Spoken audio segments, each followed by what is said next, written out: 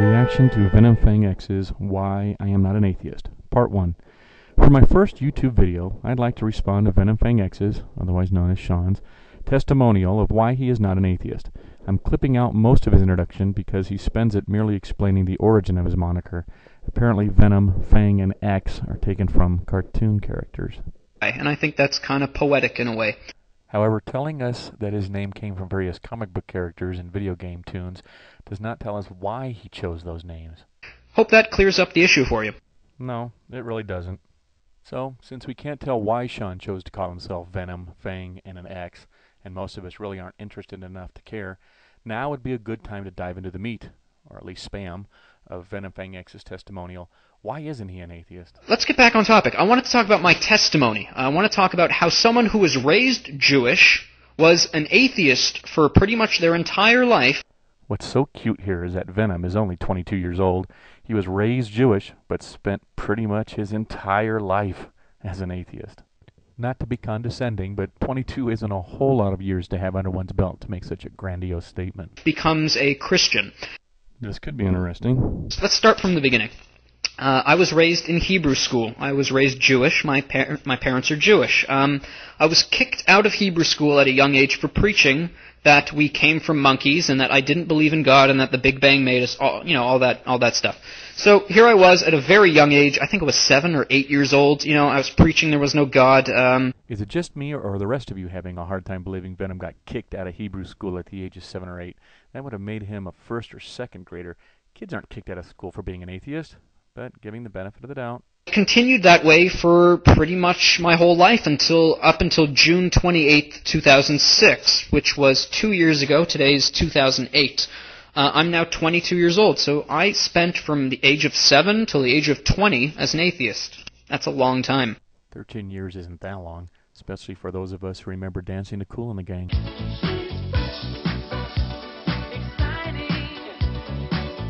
And who had Edwin Starr on their radios at age 7. We also have to remember that those 13 years as an atheist for Venom included his grade school years as well as his time as a preteen. My bet is he spent more time playing Pokemon than he did contemplating the existence or not of God. So, not much to tell you about those years, just a whole lot of blah. See what I mean?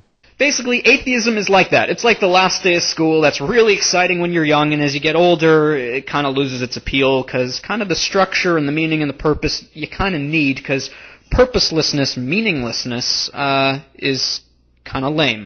I realize I'm giving Venom a hard time for being young, and age really has no bearing on the validity of any claim or assertion. However, Sean seems so enthralled with his own conversion at the ripe old age of 20 that I just had to give him a hard time. What's really important are the claims and assertions themselves. So far, however, we haven't heard any from Venom. He's just been padding his resume. So, to jump ahead to some of those claims and assertions, let's see what Venom says about the reasons he believes some atheists choose not to believe in God. I'm not saying you only believe in atheism because you don't want to be responsible to God, although I suspect that's a big reason. No, Venom, that isn't a reason. How could someone want to be free from something they don't believe in the first place?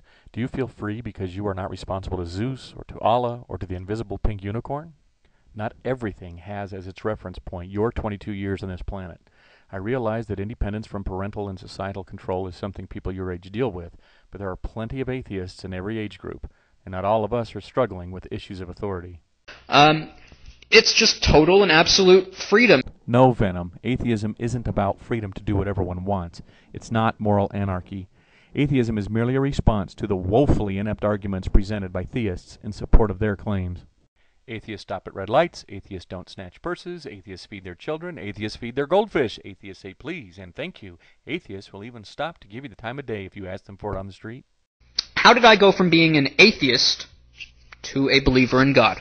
Like I said, and I'm not a typical example because I was raised in Hebrew school, so this might not apply to everyone, but I still think the logic is sound.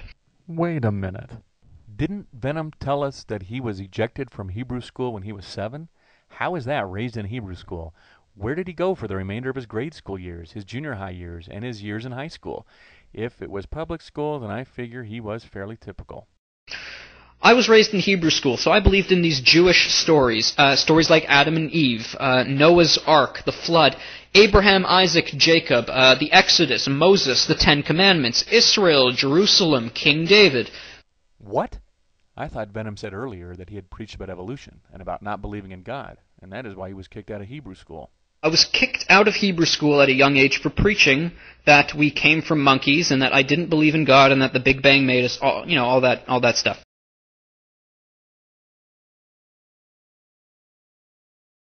Remember, being an atheist means not having belief in a God. And that I didn't believe in God. And so, which was it, Sean?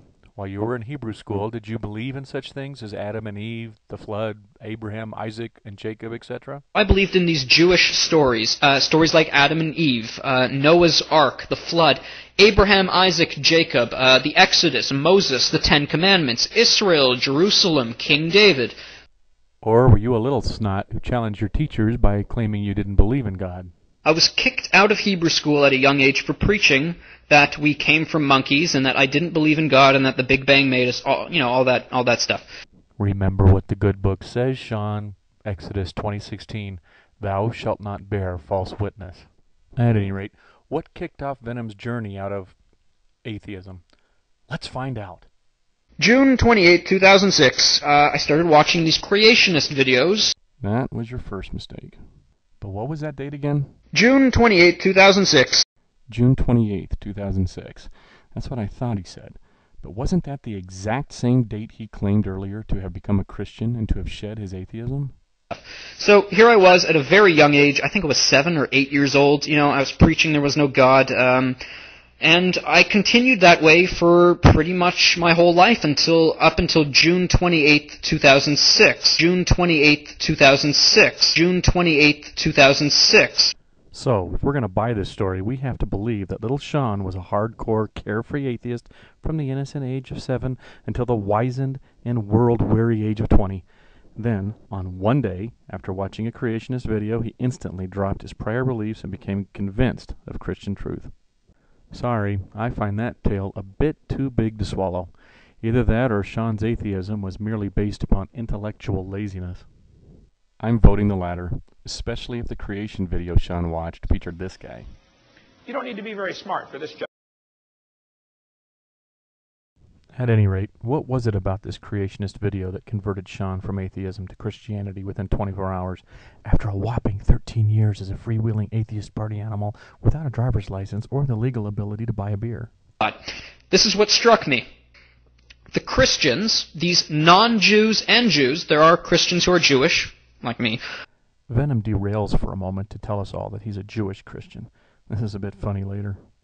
Venom's big wow moment appears to have been that Gentiles accepted Jesus while Jews did not. This ties in with apparent fulfillment of Old Testament prophecies concerning the so-called Messiah. Just from a biblical prophecy point of view, it seemed the God of Israel had revealed himself to the Gentiles exactly in the manner that he said he would. That struck me very hard. And that might just because I come from a Jewish background, maybe not. That might not work for you, works for me. Jewish background? But I thought he'd been kicked out of Hebrew school for rejecting all that nonsense. And then, of course, being an atheist for a staggering 13 years, how could that argument have struck him very hard? Now, could they have concocted the story of Jesus Christ, just to make it look like he fulfilled the prophecies? Perhaps. What Sean doesn't realize here is that he just fanged himself.